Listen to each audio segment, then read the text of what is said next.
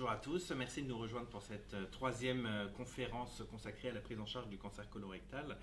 Donc pour rappel, nous faisons ces conférences à l'occasion du mois nommé Mars Bleu, qui est le mois de sensibilisation au dépistage du cancer colorectal.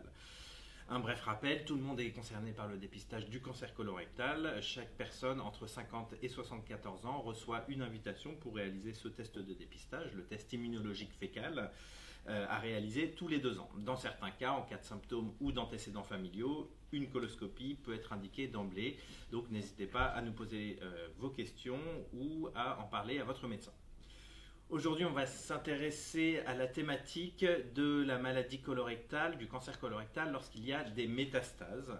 Et donc, pour répondre à nos questions, nous avons aujourd'hui 2 experts, le docteur Marianne Fonck, qui est gastro-entérologue et oncologue digestif à l'Institut Bergonié, et le professeur Serge Evrard, chirurgien digestif et oncologue digestif à l'Institut.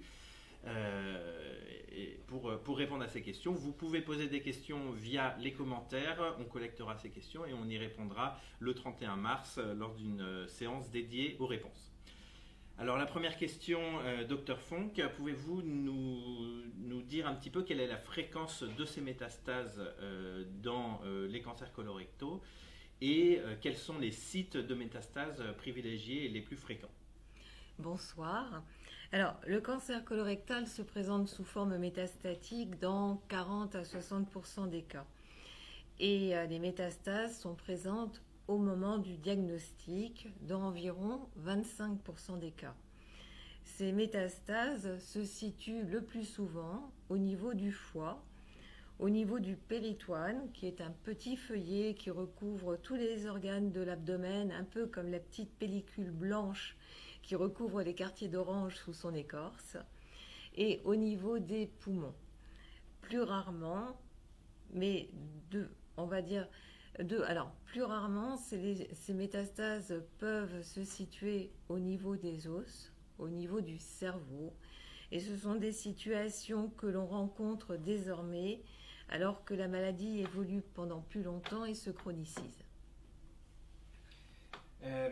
Professeur Evrard, donc la conférence, vous l'avez intitulée « La maladie colorectale métastatique, une maladie chronique ». Est-ce que vous pouvez nous expliquer pourquoi est-ce qu'on parle de maladie chronique dans ce cas-là? Alors déjà, la maladie métastatique colorectale, elle a une place particulière dans l'histoire de la cancérologie puisque c'est la première maladie que l'on a réussi à vaincre véritablement. Il faut savoir qu'on peut guérir aujourd'hui de cette maladie métastatique. On sait qu'environ tout stade confondu, donc non métastatique, 50% des patients vont guérir à 10 ans. Et donc, on a un grand nombre de patients qui vont pouvoir être traités de manière multidisciplinaire d'une métastase hépatique, pulmonaire ou péritonéale. Il y a eu de gros progrès qui ont été faits. Et donc, par exemple, un cas très simple, une métastase hépatique unique va être guérie par la chirurgie avec plus de 50% de survie à 5 ans. Donc, véritablement, on est dans un cas extrêmement intéressant. Cela dit, la chirurgie n'a pu être appliquée à ces cas-là que grâce à l'action de la médecine, de la chimiothérapie, et c'est vraiment une action combinée qui a permis d'avoir des résultats aussi intéressants. Donc véritablement, la maladie métastatique est accessible à de multiples traitements, et c'est la RCP, la réunion de concertation pluridisciplinaire, qui a le rôle de discuter cas par cas, dossier par dossier, pour proposer une prise en charge dite personnalisée, le fameux plan thérapeutique personnalisé, qui va être proposé à l'issue de cette réunion. Donc on comprend que chaque cas est particulier et chaque traitement peut avoir sa place. Est-ce que vous pouvez globalement nous indiquer quelle peut être la place privilégiée des traitements médicaux de type chimiothérapie, mais pas seulement? Alors, pendant très longtemps, le traitement du cancer colorectal métastatique a reposé sur une chimiothérapie ininterrompue. Depuis plusieurs années, nous avons vu arriver de nouveaux traitements de chimiothérapie, parfois par comprimé, ensuite des traitements ciblés que l'on est capable de choisir et d'ajuster en fonction de certaines caractéristiques génétiques de la maladie, et plus récemment, dans certains cas très particuliers, on peut faire appel à des traitements par immunothérapie. Tous ces traitements, en fait, se sont développés d'abord seuls, ensuite en association, certains par comprimé, certains par injection intraveineuse. Et on a appris au fil du temps à trouver les séquences thérapeutiques de chimiothérapie les plus adaptées à chaque situation. La multiplication de ces traitements a eu 2 conséquences. La première, c'est qu'elle a permis de réussir à freiner et à stabiliser beaucoup plus longtemps les maladies, et donc a permis d'avoir un gain de survie, c'est-à-dire de vivre plus longtemps. La deuxième conséquence, qui est encore plus importante, est que ces traitements, étant de plus en plus efficaces, ont eu la capacité non seulement de freiner, de stabiliser les maladies, mais en plus de les faire régresser. Et ainsi de permettre à des patients qui avaient une maladie initialement un peu trop diffuse pour pouvoir être opérables, de devenir opérables. Et c'est ainsi qu'on est rentré dans ce que l'on appelle désormais la maladie colorectale chronique. Alors, parmi toutes ces séquences médicamenteuses en particulier, quelle est alors la place de la chirurgie pour les métastases ? Alors, la chirurgie doit intervenir sur des maladies stabilisées du point de vue systémique, donc par le traitement médical. On n'opère pas un patient qui est évolutif. Il faut d'abord une induction par chimiothérapie pour contrôler la maladie, et la chirurgie va intervenir un peu en clôture sur les cibles résiduelles. La première chirurgie qui a été largement développée, c'est la chirurgie du foie, la chirurgie hépatique. Aujourd'hui, je me souviens qu'au début de mes études, on n'opérait pas plus de 3 métastases hépatiques, c'était très limité. Aujourd'hui, on peut en opérer 20, 30. La question, c'est la quantité de foie qu'on laisse en fait. Donc on a fait d'énormes progrès en chirurgie hépatique.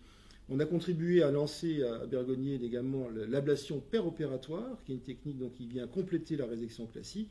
Et on est capable d'opérer 1 fois, 2 fois, 3 fois, 4 fois un patient, et de compléter également par des ablations percutanées dont on parlera après. On a développé également la chirurgie du péritoine, qui est une chirurgie un peu plus récente, qui est très lourde, mais qui là aussi donne des résultats à 5 ans de survie réelle. Donc on peut là aussi aller chercher les feuillets péritonéaux qui sont atteints par la maladie. Et enfin, on peut également opérer ou radiofréquencer, et actuellement c'est plutôt par radiofréquence, les lésions pulmonaires qui sont parfaitement accessibles à des traitements. Et là encore, je dirais que voilà, par rapport aux traitements que proposent les médecins, à chaque fois en RCP, on va discuter, après une phase de chimiothérapie qui a un rôle inductif, une chirurgie de clôture ou une radiofréquence, puis éventuellement s'il y a une récidive, on peut repartir sur un traitement systémique, rediscuter une chirurgie, et c'est en cela que le concept de chronicisation fait intervenir tous les spécialistes, et on parlera également à la fin des rayons de la radiothérapie qui intervient également en complément de cette prise en charge. Donc on voit que la chirurgie peut intervenir à différents stades et à différents moments. Vous avez parlé également de radiofréquences, donc qui font partie des traitements de radiologie interventionnelle. Docteur Fonck, est-ce que vous pouvez nous parler un petit peu de ces traitements de radiologie interventionnelle et de leur place dans la stratégie ? Alors, la radiologie interventionnelle est devenue une arme absolument essentielle dans le traitement de ces maladies. Donc, ça veut dire que le radiologue est devenu maintenant un véritable acteur du traitement.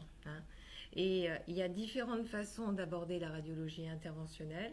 Dans certains cas, le radiologue va être capable d'aller injecter directement, par exemple, au niveau du foie, le médicament. C'est ce qu'on appelle les chimiothérapies intrahépatiques.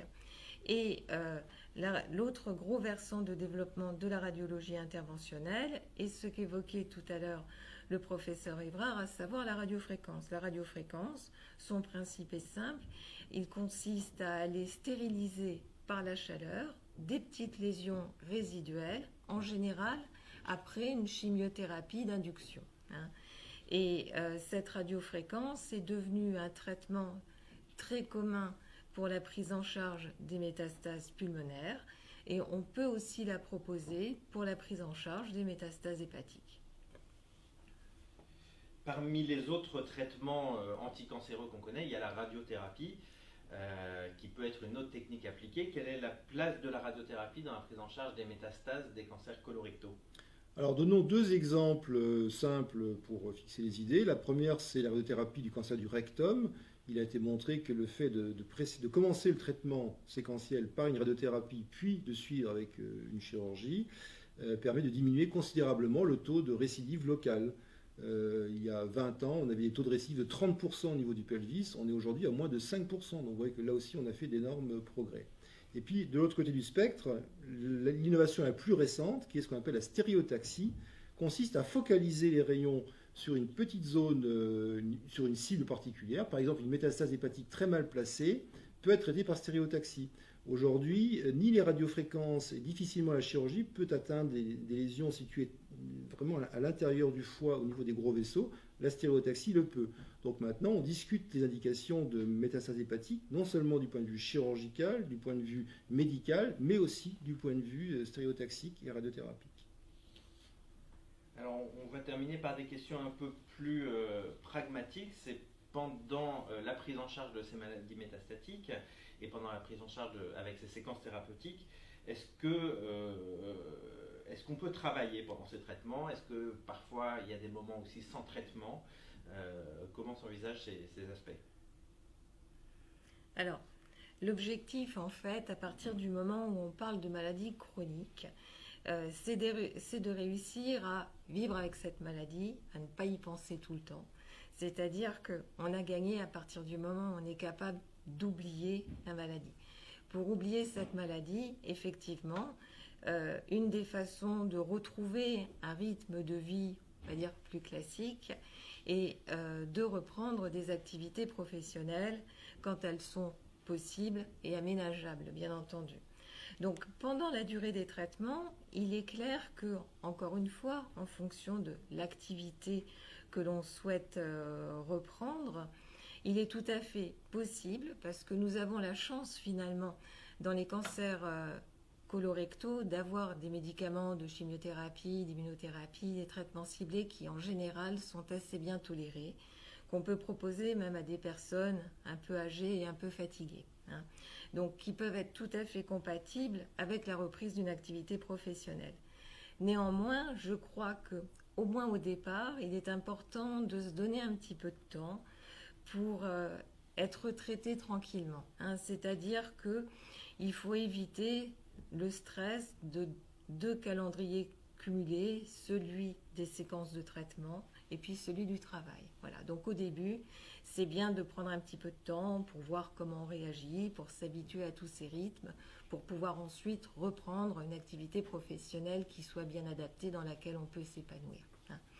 Et il est clair aussi qu'à partir du moment où on arrive maintenant à une époque où la maladie va se chroniciser suffisamment pour avoir des périodes de traitement, des périodes de surveillance, éventuellement de nouvelles périodes de traitement, eh bien, ces séquences-là vont être de plus en plus propices à retrouver en fait une vie la plus proche possible d'une vie normale. Merci. Quelques mots de conclusion? Alors la conclusion pour moi, le cancer colorectal, c'est véritablement le cancer dans lequel on a fait le plus de progrès ces 20 dernières années, puisqu'on a progressé sur tous les fronts, la médecine, les thérapies ciblées, l'immunothérapie, la chirurgie a fait énormément de progrès, la radiothérapie a fait des progrès également, et donc on est effectivement vraiment sur ce concept de chronicisation. Certains patients sont guéris complètement, d'autres sont chronicisés. Voilà. J'insiste aussi, comme Marianne, sur le fait qu'on est là pour produire la quantité de vie, mais qu'on ne doit jamais perdre de vue la notion de qualité de vie. C'est-à-dire que ça ne sert à rien de prolonger une vie qui serait de mauvaise qualité. Donc en RCP, on discute aussi beaucoup, pas que l'aspect, je dirais, quantitatif, mais aussi qualitatif, c'est très important. C'est pour ça aussi que, par exemple, le chirurgien que je suis cède la place volontiers au radiologue. Si le geste de radiologie est moins invasif, moins douloureux, bien il faut le faire. Voilà. Ayons en permanence en tête cette notion de discussion à la fois de la quantité et de la qualité de vie. Et surtout, donc, le message, n'oubliez pas de vous faire dépister, et n'oublions pas aussi qu'une fois qu'on a fait un cancer du côlon, on peut en refaire un deuxième. Donc, au-delà de la surveillance par les scanners, etc., eh bien, il faut envisager de faire un dépistage personnalisé par coloscopie. Voilà, et ça, le médecin vous en parlera si besoin est.